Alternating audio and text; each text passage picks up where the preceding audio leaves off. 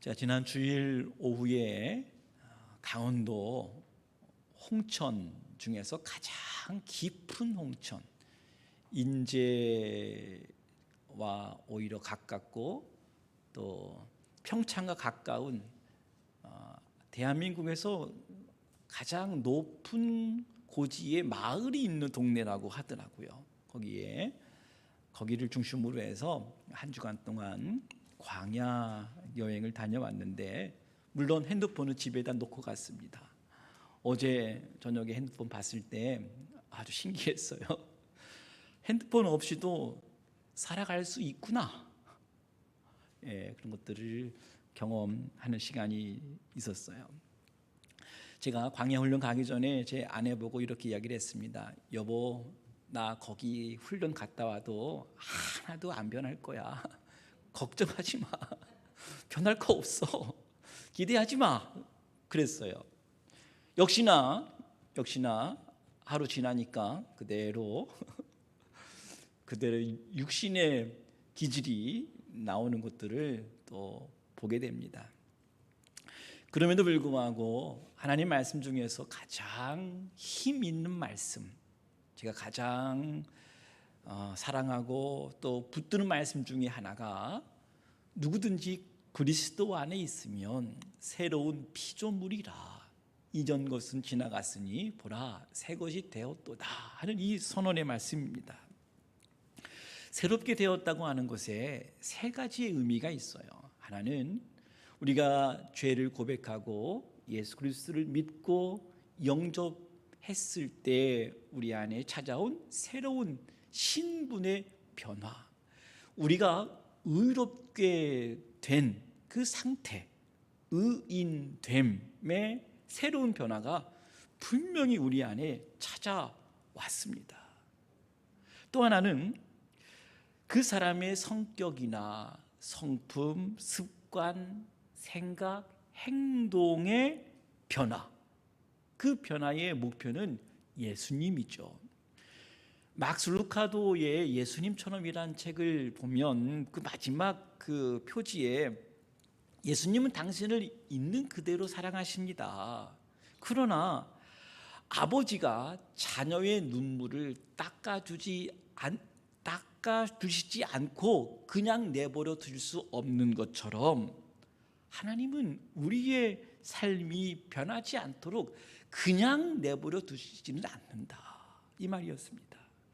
하나님은 우리를 있는 그대로 사랑하시지만 우리의 변화를 위해서 하나님은 지금도 일하신다.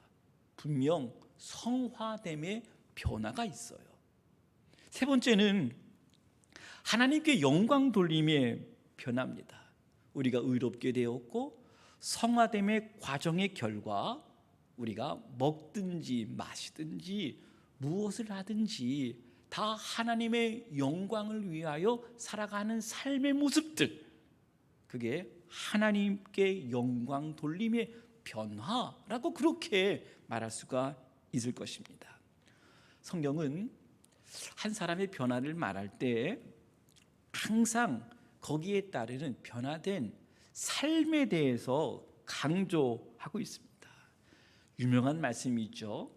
너희는 이 세대를 본받지 말고 마음을 새롭게 함으로 변화를 받아 하나님의 선하시고 기뻐하시고 온전하신 뜻이 무엇인지 분별하도록 하라, 그렇게 살아라 하는 삶의 변화를 강조하고 있습니다.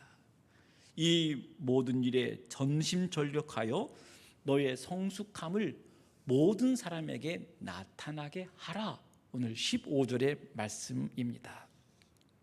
그런데 이렇게 생각을 하시는 분들이 있어요. 한 번 뜨거운 신앙의 체험을 한 후에 내 모든 것들이 다 변하기를 기대하는 사람들이 있습니다. 한 번의 결정적 신앙의 체험은 분명 어떤 그 사람의 생각과 그 사람의 삶의 태도에 대해서 결정적인 회심을 갖고 올 수 있지만, 여러분 경험했죠? 한 번의 그 체험으로 우리의 삶의 모습이 정말 변했을까?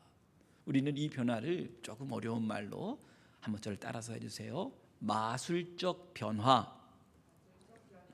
한 번의 기도로 모든 것이 한꺼번에 변하지 않는다고 하는 거예요. 이런 사람도 있어요. 사람의 변화가 어떤 영적인 지식을 갖고 있으면 거기에 따라서 아주 시간적으로, 합리적으로 변할 것을 믿는 사람들이 있습니다. 모든 것이 우리가 알고 있는 대로 그렇게 진행될 것이다. 이러한 변화를 저를 다시 한번 따라서 해주세요. 기계적 변화. 시작. 우리의 변화는 A는 B다, A 더하기 B는 C다, 이렇게 기계적으로 논리적으로 사람이 변하지가 않는다, 이 말이에요. 이런 사람도 있어요. 환경이 바뀌면 변할 수 있을 것 같은 사람이 있습니다. 여러분, 사람이 살다가 어려운 일을 당했을 때 이런 말을 쓰죠. 사람이 바닥을 쳐봤을 때, 바닥 경험을 했을 때 사람은 변할 수 있다. 고난은 우리의 삶을 변화시킨다라는 말도 하지만, 여러분, 오히려 고난 받았기 때문에 부드러워지고 겸손해지는 것이 아니라 더 강팍해지는 사람도 있더라 하는 거예요. 우리 모든 그리스도인들의 고민이 여기 있어요. 우리가 예수를 믿고 있어요.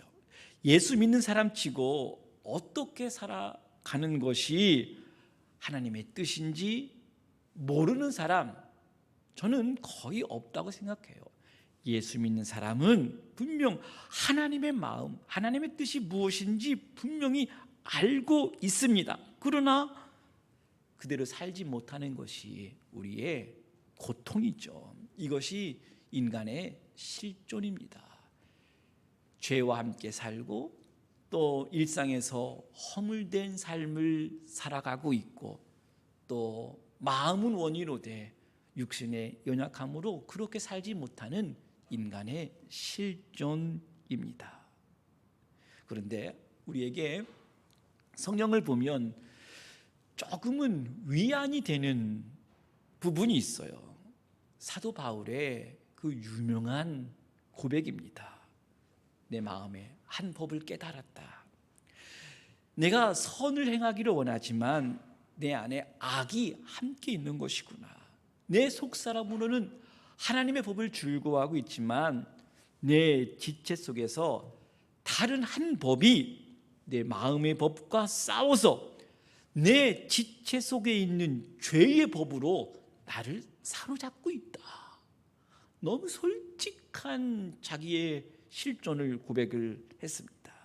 그래서 바울은 로마서에서 사람의 마음의 정욕대로 내버려둔 인간의 모습들, 하나님을 마음에 두기를 싫어했을 때 이러한 삶의 태도, 이러한 현상이 나타난다고 하는 것을 로마서 1장에서 고발하고 있잖아요. 어떤 죄의 허물된 모습들이었는지 제가 한번 볼까요? 불의, 추악한 것, 탐욕, 악의가 가득한 것, 시기와 살인과 분쟁과 사기와 악독이 가득하고, 수근수근하고 비방하고 하나님을 미워하고 능욕하고 교만하고 자랑하고 악을 도모하고 부모를 거역하고 우매하고 폐역하고 무정하고 무자비한 모습들, 32가지라고 해요. 하나님을 마음에 두기를 싫어했을 때 나타나는 인간의 허물된 모습들. 그런데 사랑하는 여러분, 그럼에도 불구하고 성경은 우리에게 양보가 없어요. 양보 없이 그리스도인다운 삶을 우리에게 강조하고 있어요. 예수님께서 우리 인간의 연약함 몰랐을까요? 우리 인간의 죄악된 성품을 몰랐을까요? 마음에 원하는 대로 따르고자 하는 우리의 욕망을 몰랐을까요? 우리의 완악한 마음을 예수님이 몰랐을까요? 그럼에도 불구하고 예수님께서 산상수훈의 결론의 말씀은 그러므로 하늘에 계신 너희 아버지가 온전하심과 같이 너희도 온전하라. 이러한 삶에 대한 변화는 양보 없이 온전하라 우리에게 명령하고 계세요. 예수님은 심지어 그리스도인들을 세상의 빛이다, 너희는 세상의 소금이다 하면서 우리의 정체성을 분명하게 말씀을 해 주셨습니다. 예수님 당시에 바리새인들과 서기관들의 의를 뛰어넘어야 된다, 바리새인들처럼 말로만 의롭다 하는 삶이 아니라 온전하게 변화된 삶이 되어야 예수님의 제자가 될 수 있음을 말씀을 해 주셨어요. 오늘 예수님의 사도가 된 바울이 디모데에게 보내는 첫 번째 편지에서 인간의 비극, 이러한 인간의 실존을 극복하는 그 방법을 우리에게 제시해 주고 있는데, 먼저 거룩한 삶을 살아가기 위해서 오늘 설교 제목대로 경건을 연습하는 삶을 우리에게 말씀해 주시고 있어요. 왜 그럴까요? 왜 하나님은 사도 바울을 통해서 우리에게 경건을 연단하라, 연습하라 말씀하시는 이유가 뭘까요? 이것은 저와 여러분을 향한 하나님의 기대를 포기하지 않았기 때문에, 저와 여러분이 자녀들이 눈물을 흘릴 때 아버지는 닦아주시지 않는 아버지가 없는 것처럼, 우리가 연약하여 쓰러질 때에도, 우리가 넘어질 때에도 저와 여러분이 예수 그리스도를 닮은 그분의 자녀로 살아가기를 하나님이 그렇게 고집스럽게 원하시기 때문에 바울을 통해서 이렇게 해야 된다라고 권면하고 있는 말씀이에요.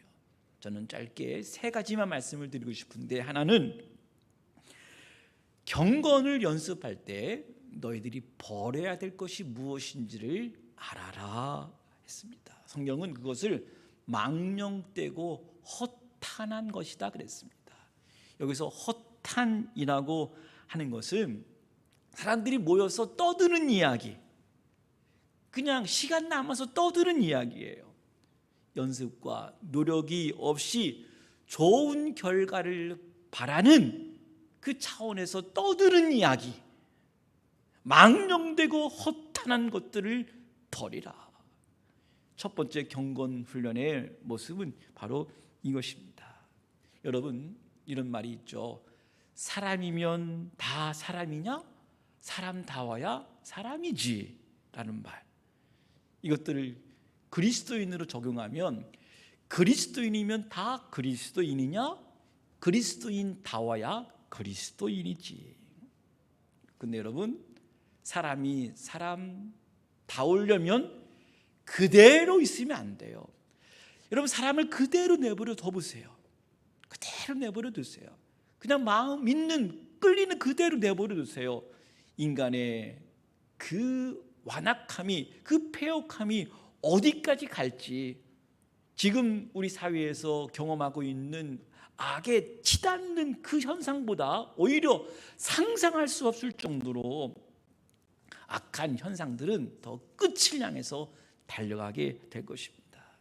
여러분, 2020년 가을, 코로나 때문에 우리가 불편한 건 많지만, 코로나 때문에 우리의 모습들을 돌아볼 기회가 생긴 것, 영적으로 우리가 감사하자고 그랬어요.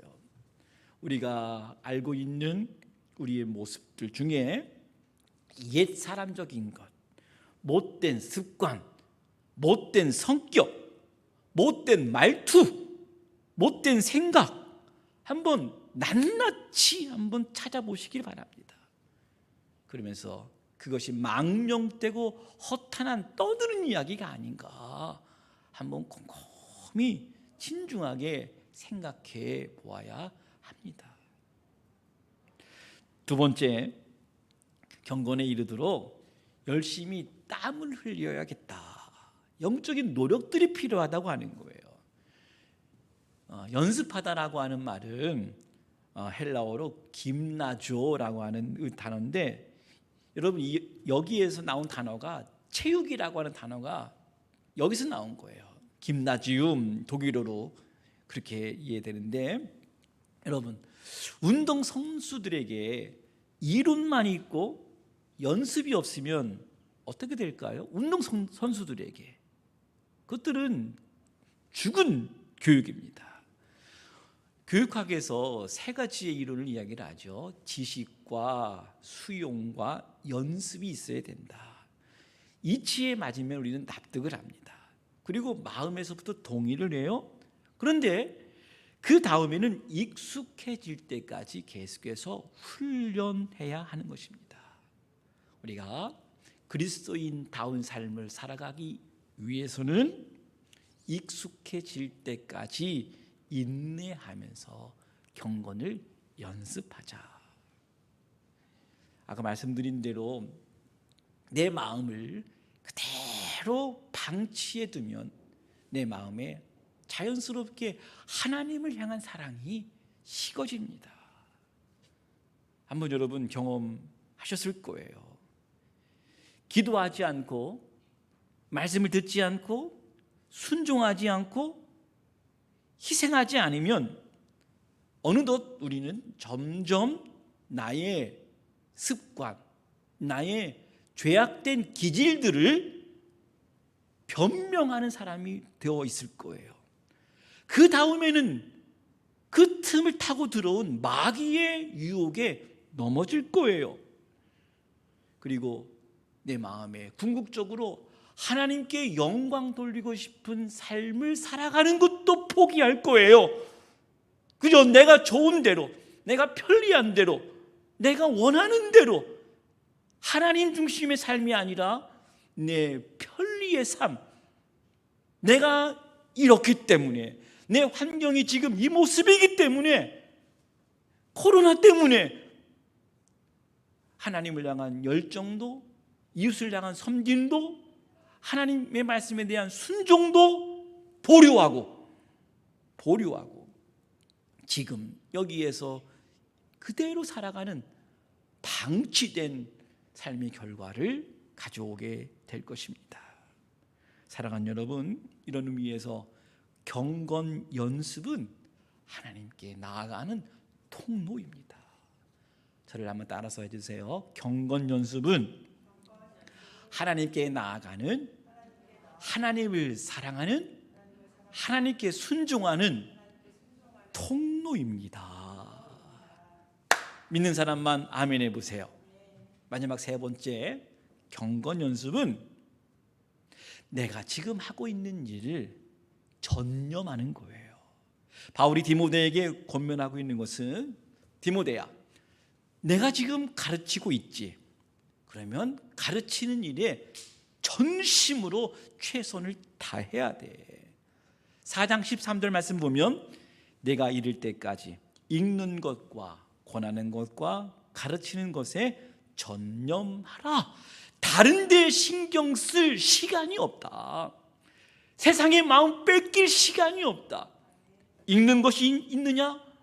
내가 가르치는 것이 있느냐? 그러면 최선을 다해서 열심을 내어서 전념하라 말씀을 하고 있는 거예요. 사랑하는 성도 여러분, 하나님께서 저에게, 여러분에게 맡겨주신 일에 있어서 전문가가 되도록 노력해야 됩니다. 지금 저와 여러분에게 맡겨주신 이 자리가 소명의 자리임을 확신하고 우리의 학교에서, 우리의 일터에서, 그리고 취업을 준비하는 시간 속에서, 특히 우리의 교회 공동체 안에서 우리에게 맡겨주신 지금 현재의 일에 최선을 다해라. 여러분 4장 12절 말씀 한번 눈으로 봐주실래요? 누구든지 내 연소함을 업신여기지 못하게 하고 오직 말과 행실과 사랑과 믿음과 정절에 있어서 믿는 자에게 본이 되어. 15절 말씀 보세요. 이 모든 일에 전심전력하여 너의 성숙함을 모든 사람에게 나타나게 하라. 16절 말씀 눈으로 봐주세요. 내가 내 자신과 가르침을 살펴 이 일을 계속하라. 이 일을 행함으로 내 자신과 내게 듣는 자를 구원하리라. 이 일을 계속하라. 계속 연습하라. 사랑하는 성도 여러분, 운동 선수들은 한 번의 경기를 위해서 애를 쓰면서 연습합니다. 경기할 때 이론을 갖고 하는 사람은 없습니다. 평소 연습했던 그 몸으로 감각적으로 그 행동이 나타납니다. 마찬가지로 우리의 영적인 생활, 영적인 전투의 현장에서도 마찬가지예요. 시험이 찾아올 때 반사적으로 이것은 하나님이 기뻐하시지 않아 라고 반응할 수 있는 것은, 그 마음의 충동을 우리가 제어할 수 있는 것은 평소에 기도하고, 평소에 말씀을 묵상하고, 평소에 하나님을 찬양하는 삶을 살고, 평소에 생각 연습을 하고, 평소에 성령의 인도하심에 순종했을 때 감각적으로 나타날 수 있는 것이지, 연습 안 하고 때가 되면 되겠지라고 생각하는 사람들은 마술적 신앙인에 묶여있는 사람이에요. 신앙은 마술이 아닙니다. 한 번의 기도로 우리의 모습이 변하는 것이 아닙니다. 신앙은 이론과 논리도 아니잖아요. 신앙은 연습하는 과정입니다. 그래서 마침내 저와 여러분이 그리스도의 온전한 사람으로 서 있게 될 것입니다.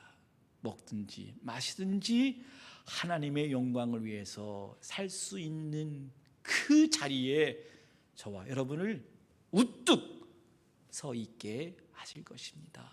한 주간도 경건 연습에 전심전력하여 하나님을 기쁘시게 해드리는 믿음의 성도님들 다 되시기를 주님의 이름으로 간절히 축복합니다.